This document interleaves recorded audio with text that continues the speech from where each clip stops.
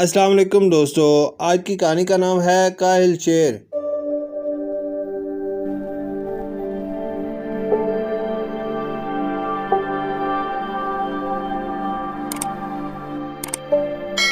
کسی جنگل میں ایک شیرنی رہتی تھی جس کے 2 بچے تھے۔ وہ اپنے دونوں بچوں سے بہت پیار کرتی تھی۔ جب تک بچے چھوٹے تھے تب تک شیرنی روزانہ انہیں دوسرے جانوروں کا شکار کر کے لاتی اور خوب پیٹ بھر کے انہیں کھلاتی، پر جب بچے تھوڑے بڑے ہوئے تو اس نے انہیں بھی شکار پر لے جانا چاہا تاکہ انہیں بھی شکار کرنا آئے۔ بڑا بچہ فوراً تیار ہو گیا، لیکن چھوٹا کہنے لگا میری طبیعت ٹھیک نہیں ہے، کچھ دنوں بعد چلوں گا، آج نہیں کل وغیرہ جیسے بہانے بنانے لگا۔ بڑا بچہ ماں کے ساتھ شکار پر جانے لگا۔ کچھ دن اور بیت گئے، پر چھوٹا بچہ اب بھی شکار پر جانے کے لیے راضی نہ ہوا۔ دراصل وہ بہت کاہل تھا۔ وہ سوچتا تھا کہ جب بیٹھے بٹھائے کھانے کو مل جاتا ہے تو میں محنت کیوں کروں۔ شیرنی اس کو بہت سمجھاتی کہ وہ شیر کا بچہ ہے، اسے اپنی خوراک حاصل کرنے کے لیے جدوجہد کرنا ہوگی، ورنہ سستی اس کی عادت بن جائے گی۔ چھوٹا بچہ اپنی ماں کی نصیحت کو ایک کان سے سن کر دوسرے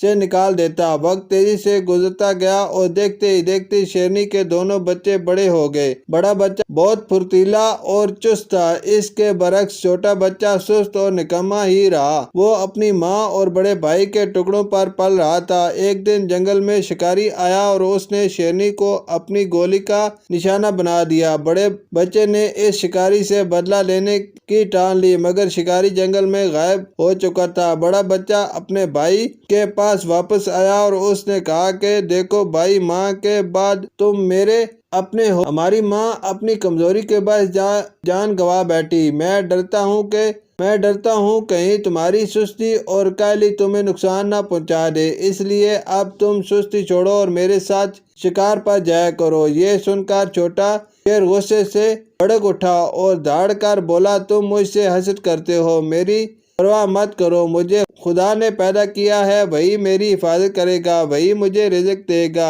اس پر شیر بولا بے شک خدا رازق ہے، اس نے سب کو پیدا کیا ہے، وہی سب کو رزق بھی دیتا ہے، پر ساتھ ہی ساتھ وہ یہ بھی کہتا ہے کہ تم محنت کرو، اس کا پھل میں تمہیں دوں گا۔ جب تم رزق کے لیے محنت نہیں کرو گے تو وہ تمہیں رزق کہاں سے دے گا؟ اس پر چھوٹا شیر بولا مجھے یہ نصیحت دینے کی ضرورت نہیں ہے، میں اپنا اچھا برا خوب سمجھتا ہوں۔ اپنے چھوٹے بھائی کی اس ہٹ دھرمی پر بڑے شیر کو بہت دکھ ہوا اور وہ خاموش ہو کر چلا گیا۔ دن گزرتے چلے گئے، جب بھی وہ شکار کرتا اس کا حصہ اس تک پہنچا دیتا۔ وہ بے حیائی کا لباس پہن کر اسے خوب مزے سے کھاتا۔ کچھ دن بعد بڑے شیر کے بیوی بچے ہو گئے۔ اب اسے اپنے بچوں کو بھی کھلانا پڑتا تھا اور اپنے چھوٹے بھائی کو بھی پالنا پڑتا تھا۔ چنانچہ کبھی کبھی اس نے ننھے بچے بھوکے رہ جاتے۔ بچوں کو بھوک سے تڑپتا دیکھ کر رفتہ رفتہ بڑے شیر نے اپنے چھوٹے بھائی کی